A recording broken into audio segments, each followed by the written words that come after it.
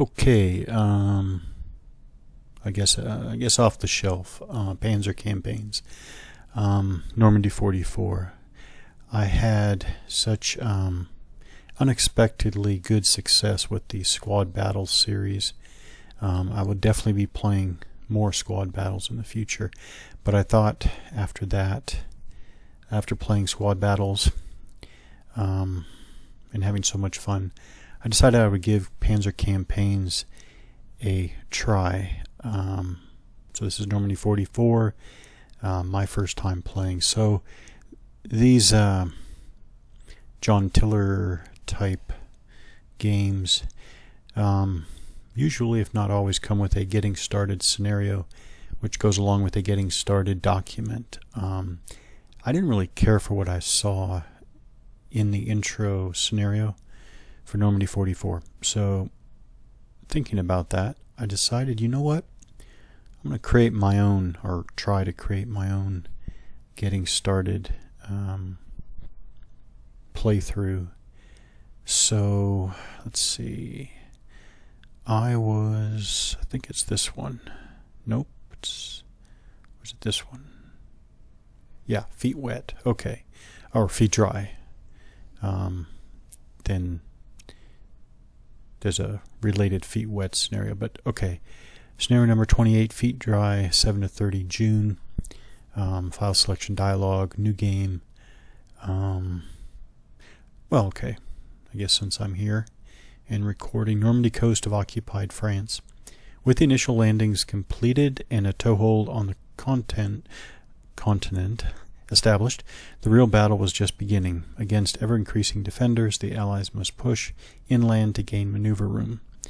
This campaign scenario covers the first 24 days of the battle for Normandy, but excludes the D-Day landings. For a version of this scenario starting on 6 June, see number 27, feet wet. So they call this size large, length 239 turns. Okay. We'll be playing Allied Artificial Intelligence Manual, meaning I'll control everything, and I'll put Axis Artificial Intelligence to automatic with Fog of War. There are quite a number of optional rules to look at in the optional rules dialog, but I am going to start off with the straightforward default optional rules, which actually I didn't even take a close look at. So it looks like there are 5 default optional rules. We have night fatigue, we have alternative indirect fire resolution, alternative airstrike resolution, alternative direct fire resolution, and alternative assault resolution. Okay. I will be taking a closer look at what all of these mean later. Okay. Now, settings wise, I like hex borders off, hex sides off, hex grid off. And this is what I mean by creating my own getting started playthrough. I'll walk through this. So Allied Commander Port, you're going to get your various alerts or updates. So in this case, air units are available, reinforcements have arrived, 14 out of 42 headquarters out of command.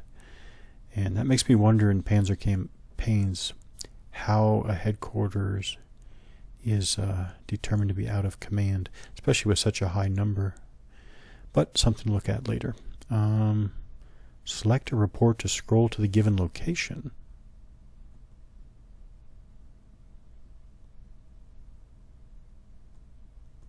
All right.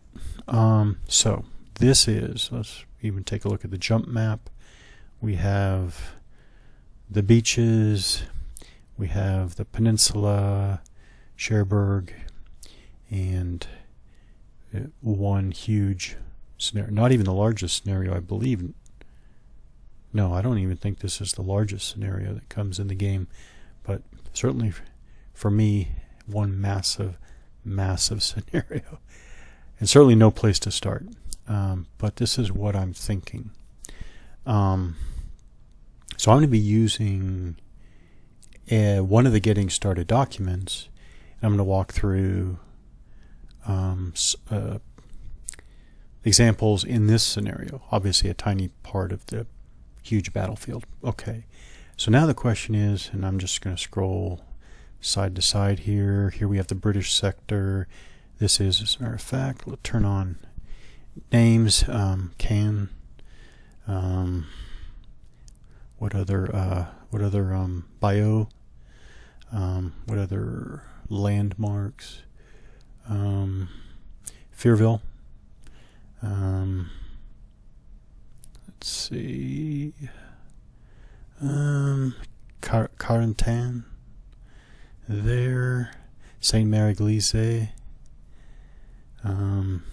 And up through the Bocage. Bocage right there. Through all the Bocage. Very nicely rendered, by the way. And Cherbourg. And all the way up to the tip of the peninsula. Okay. So, with something so massive to start with, where do I want to start? So I thought that I would actually zero in on and play around an area that featured a unit that I've served with. So I served with 1st Battalion, 26th Infantry, and I'm pretty certain they were here. So I'm going to find them, and this is how I'm going to try to find them. View, show organization. I'm going to come down here to American Order of Battle organizations, 12th Army Group, 1st Army. I'm pretty sure 126 Infantry was part of 1st Infantry Division, which was part of 5th Corps. So 5th Corps, 1st Infantry Division, and there they are. So 16th and 18th Infantry Regiments have, for a very, very long time anyways, been sister regiments to the 26th. And there we are, 26th Infantry Regiment, AT 26 Company, and then 1st Battalion, 26th Infantry, 2nd and 3rd Battalions. So I think I can select the unit and select OK, and then I think that my battalion is going to be highlighted, and there it is right there. So 1st 26th Infantry, 126 right there, and actually I served in Alpha Company 126, which is right there, which looks like it's reinforced quite a bit considering it's 429 men. That's a company that's almost the size of a battalion. That's a battalion minus. Okay, but what else do we have around here? Here we have the 1st Infantry Division headquarters. We have a regimental headquarters, the 16th Infantry Regiment headquarters out of command, and then around here, so all around here, actually this is another thing I have under settings. I have is it settings? No, it's view. Yeah, divisional markings turned on, so I can easily see that's, what do you know, that's almost an infantry blue. 1st Infantry Division's that blue there. So actually they are all around there.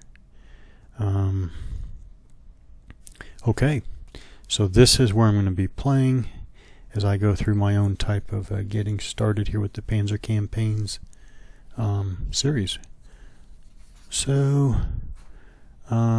first things first, we've already entered the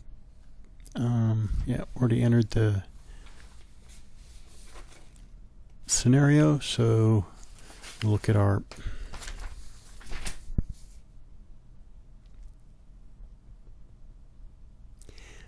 at our victory conditions first.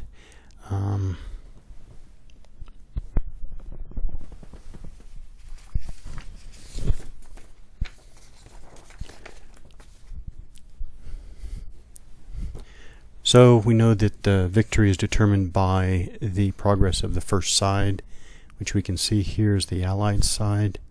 This is also telling me, I'm pretty sure, that the Allied side is starting off with 5,750 points, in objectives held right now.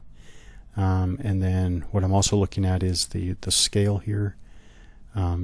So to get even to a minor victory, need 8,900 or more victory points, 9,400 or more for a major victory. Okay, and now we'll look on the map here. Again, this is my play area here. I'm choosing right here. The oval, it's blue, so it is under German control. Has a 50 on it, so this is an objective worth 50 points. And after that, we'll look at a list of objectives. So info, menu, objectives, and this very large scenario has a ton of objectives. And I'm only going to look at, there are a lot of objectives worth 25 and 50 points, some worth 100, and I'm only going to pay attention to, or take a quick look at the largest, these objectives worth 500. So that is a beach. That looks like, was a Utah beach. That's what it looks like. That's worth 500, and another 500. That is another beach. That looks like whatever. Was that Utah? No, Omaha. I think that's Omaha Beach. And then we're probably going to have Gold Sword in Juneau.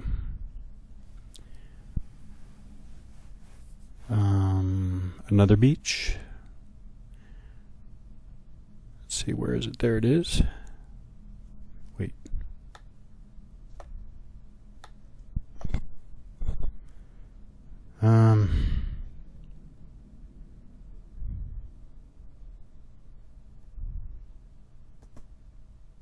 Yep, there it is. It was underneath the box.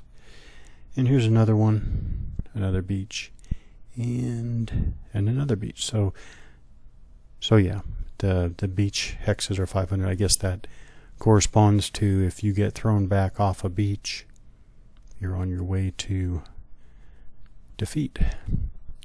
All right. Let's see if there's. I do want to look at something. Well, I'll do it this way. So I'm wondering, this objective that I'm choosing is at hex 9649. That's down here, 9649. So let me see if 9649, go to the objectives again. I wonder if 9649, okay, yes it does. So I select it and it's going to go right there to the map. Okay.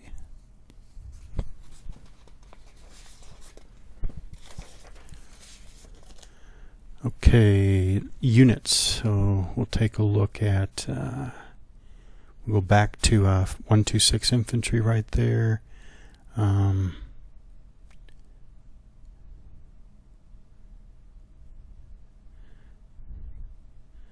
Go to Alpha 126 there and right click on it. So we have, I think this is the unit type, United States 1944 Infantry Company. There's the designation. I think the 3 in brackets there means that it's been plussed up with 3 extra units. 1st Battalion, 26th Infantry Battalion, 26th Infantry Regiment, 1st Infantry Division, 5th Corps, 1st Army. So it's a complete order of battle or chain of command.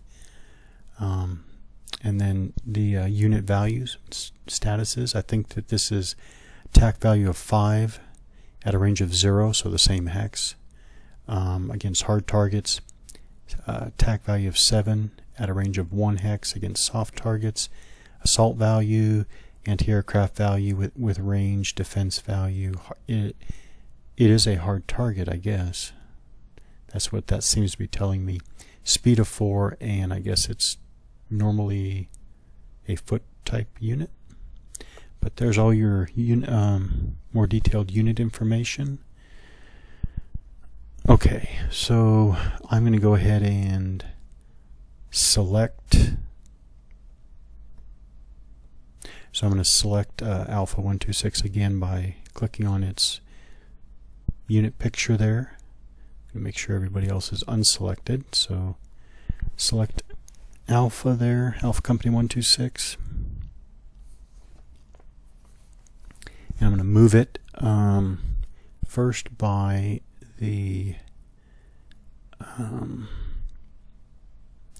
by right-clicking on an adjacent hex.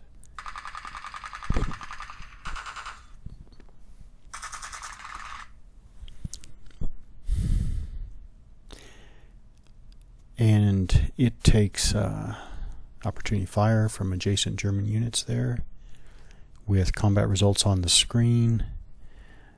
So that was, I guess, normal movement, but just one kind of movement by selecting with the right button adjacent hexes. Okay, now if a unit can't move, I'm going to select the engineer unit back here. If I try to, so they're selected, they're highlighted there. So unselected, selected, it's highlighted, and I'm going to try to head in the direction of the ocean there, and down here I get the explanation for why it's not moving. Unit is blocked by terrain. So down there will be an explanation if a unit doesn't do what it is that you're trying to get it to do. Now let's do the other kind of movement. So I'm going to take, let's see, get another unit. I will take this. I'll take this field artillery battalion, 9 vehicles. I'm gonna select it, and then I'm going to hold down the left mouse button with the cursor in the starting hex, and I'm going to go to a destination hex, and the computer will determine a route to the destination hex.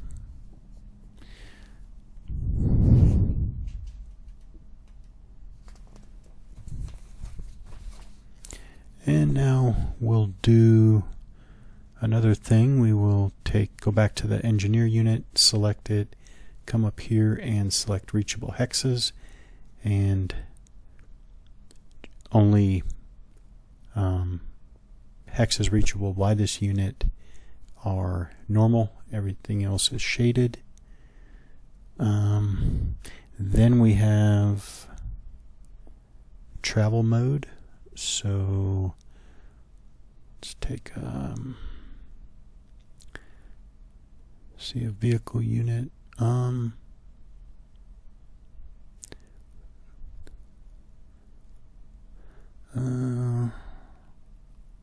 They're adjacent to the enemy.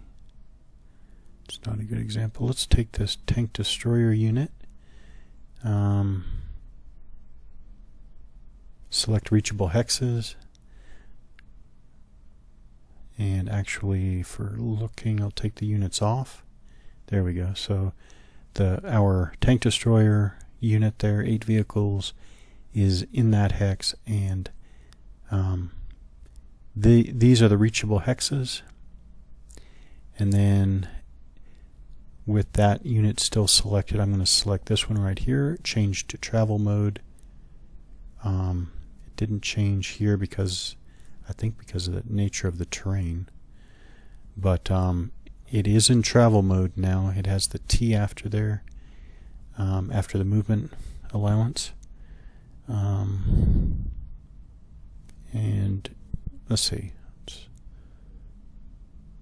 yeah, it increases the well, not now, but it increased the movement allowance.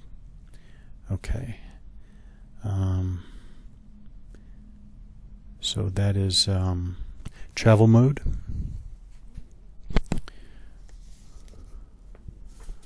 Alright, and then we have, let's move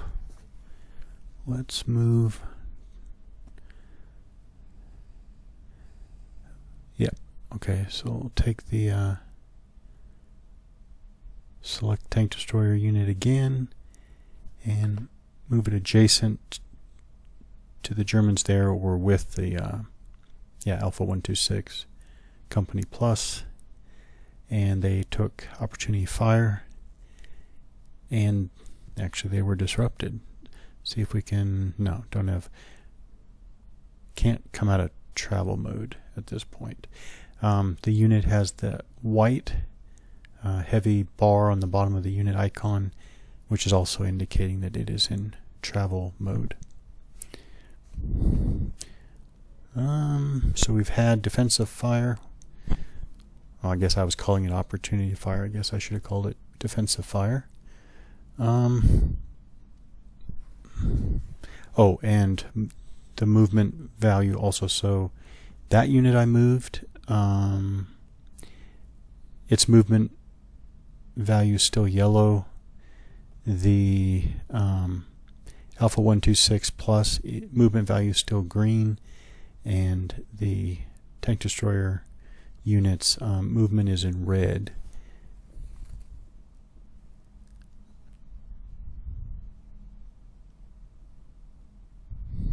Which are all statuses for the movement allowance to watch for. So for example, go back to Alpha 126 Plus, they moved here, their movement value is still in green. So they should, so I'm going to try to fire with this unit. If I try, as a matter of fact, I'll start first with the tank destroyer unit. It's disrupted and its movement value is red and 0. So if I try to fire with this unit like that, I'm going to get the explanation down here. Unit does not have enough movement points to fire. Okay, so I'm unselecting the tank destroyer unit, selecting Alpha 126 Plus, and their movement allowance is green. I'm thinking they can still fire. I'm holding down the control key to get the firing reticle. I'm going to put it on in an adjacent enemy stack, and I'm going to right click, and because there's more than one unit, or more than one, I guess, eligible target in the hex, I get this one where I can select which one in particular I want target, and I went like that. We fired, I get my results, no effect, and in response I get return fire or defensive fire. Now the company's movement allowance is down to yellow. I'm going to fire one more time. One more time. Results, one man casualty. And they take return fire. Now it's down to movement points 2. Red means no more firing. No more ability to fire this turn. Okay.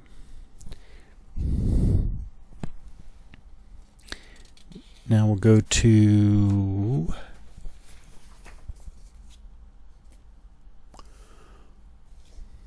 artillery. So first of all, we can come up here to that icon, artillery dialog, and get all of these artillery units. All of these ones in normal font are they're available to fire and have a valid target. If they're grayed out like this one, they either are not eligible to fire, not available to fire, or do not have a valid target. Here's another grayed out unit. Okay. Now I am wondering if I can select a target hex.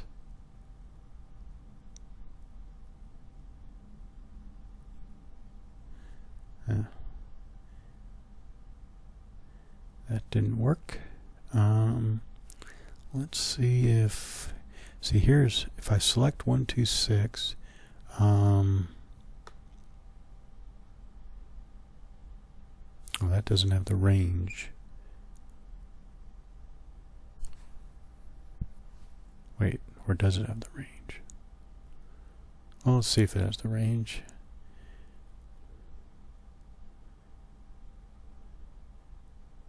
Oh. I might want to select the right button. Oh, alright. I want to select the right button. Alright, we'll try this. Anti-tank 26th Regiment. Yeah, okay. They're selected. Okay. It didn't pull mine out here of the list. So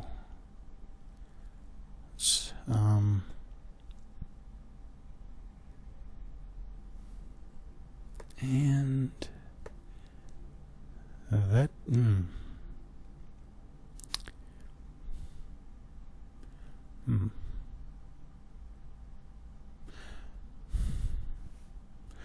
all right. All right. I'll do the normal.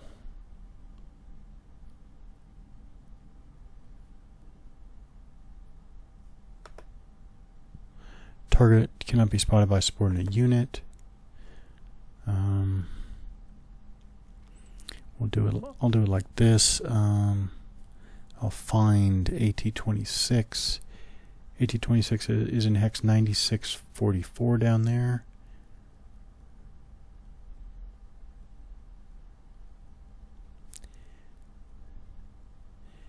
'96 44.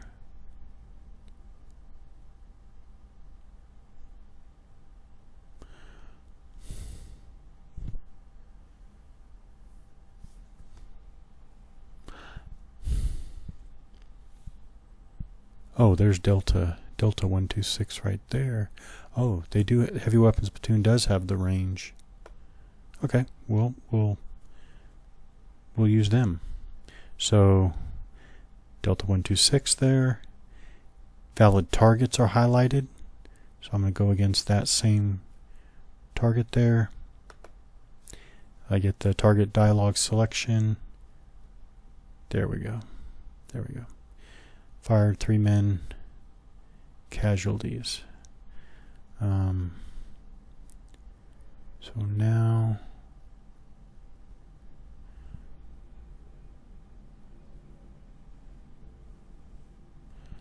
here cannon,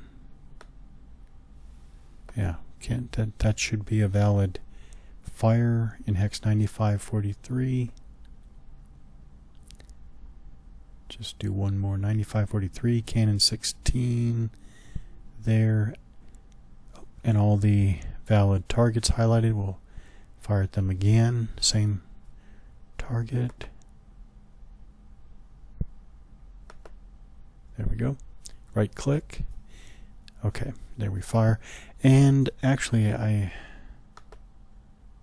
think that oh, now it grayed out. No, it did not gray. No.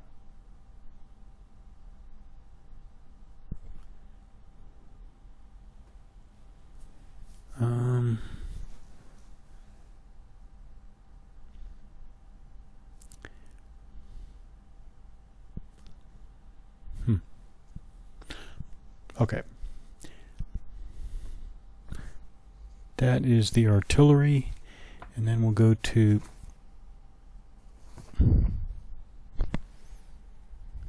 range. Okay. Let's try.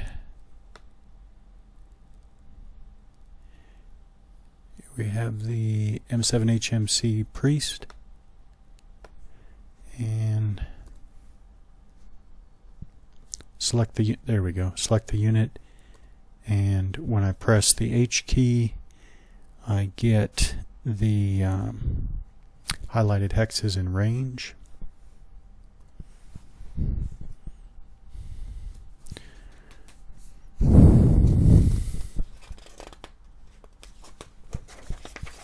Now we'll go to air missions. Again, finding in so many assets in such a large scenario. I think, let me see if I could choose the same defenders highlight the air mission dialog. Yep, there we go. And now it does its mission there.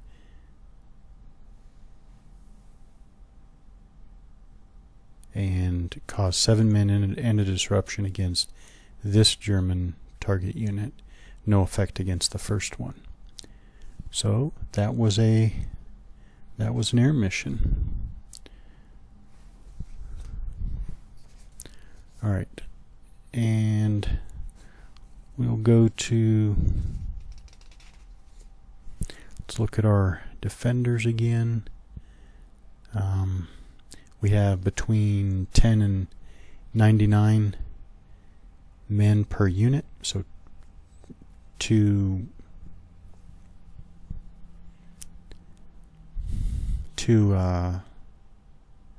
roughly, well, platoon to company sized enemies, small companies, and when one's disrupted, that's quite good. Let's go to try some assaulting.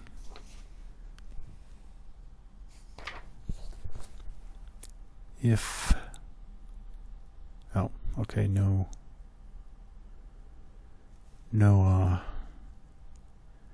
movement allowance left. Okay, so I'm clicking on this hex, taking a look if these units can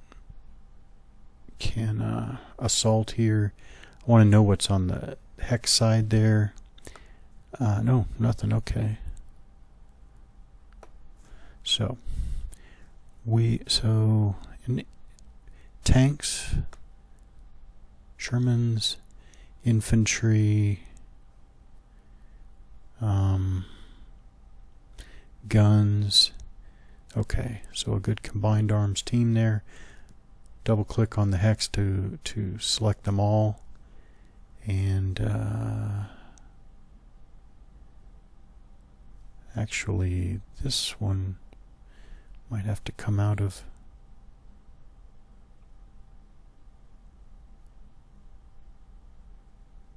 Oh. Yeah, that just reversed everybody's status. That was not what I wanted to do. All right.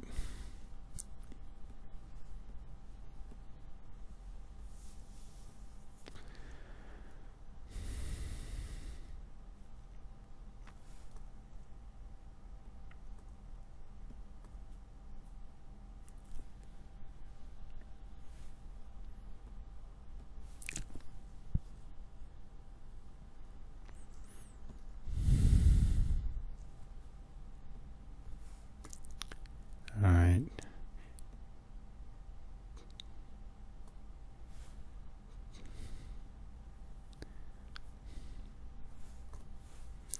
Okay.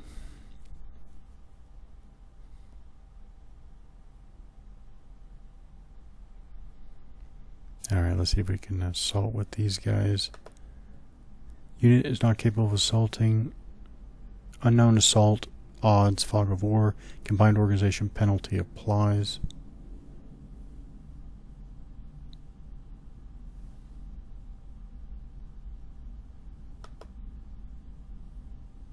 Oh, okay. Unit's already committed, so now we'll come up here to assault. Resolve. Assault. Not good. Odds or situation, we took 12 men casualties. Germans took 4.